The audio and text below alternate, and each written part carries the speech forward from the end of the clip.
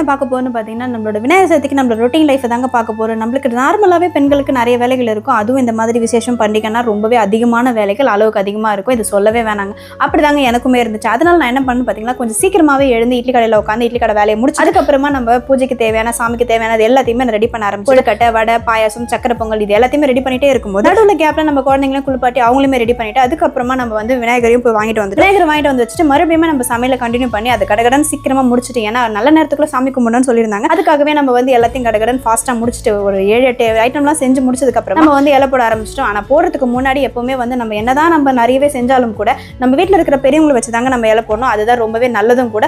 அவங்களோட ஆசீர்வாதமும் கடவுளோட ஆசீர்வாதம் நம்மளுக்கு இருந்தால் நம்ம ரொம்பவே நல்லா இருப்போம். அது மட்டும் முக்கியம் இல்லைங்க, நம்ம கூட பிறந்தவங்களையும் கூப்பிட்டு நம்ம செய்யும் போது அதில் இருக்கிற ஒரு பெரிய சந்தோஷமே வேற லெவல் தான். என்னதான் ஒரு மனக்கசப்புகள் இருந்தாலும் இந்த மாதிரி ஏதாவது ஒரு விசேஷத்தை நம்ம ஒன்று கூடும்போது நம்மளுக்குள்ள இருக்கிற மனக்கசப்புகள் எல்லாமே நீங்க நம்மளுக்குள்ள ஒரு நல்ல ஒரு நட்பு உருவாகும்னு நினைக்கிறேன். இதை நான் ரெகுலராகவே ஃபாலோ பண்ணிட்டு இருக்கேன். உங்க லைஃப்ல ஏதோ நீங்க ஃபாலோ பண்ணீங்கன்னா வீடியோக்கு லைக் பண்ணுங்க. அப்புறம் என்ன, கடைசியா வந்து எல்லாத்தையும் பண்ணி முடிச்சதுக்கு அப்புறமா சாமியெல்லாம் கும்பிட்டு எல்லாரும் ஒண்ணா சேர்ந்து சாப்பிட்டு எங்களையும் அறியாம இந்த நாள் ஃபுல்லாவே வந்து எப்படிதான் போச்சுனே தெரியலங்க. அந்த அளவுக்கு ரொம்பவே சந்தோஷமா போச்சு. விநாயகருக்கும் நம்மளுக்கு தேவையான எல்லாத்தையுமே நாங்க பண்ணி எங்களுக்குமே அதுல கிடைச்ச சந்தோஷங்களுமே நிறையவே இருந்ததுங்க. இந்த மாதிரி நீங்க கூட ஏதாவது விநாயகர் சதுர்த்தி கொண்டாடி வீடியோக்கு லைக் பண்ணுங்க. அப்படியே சப்ஸ்கிரைப் பண்ணுங்க. தேங்க்யூ, பாய்.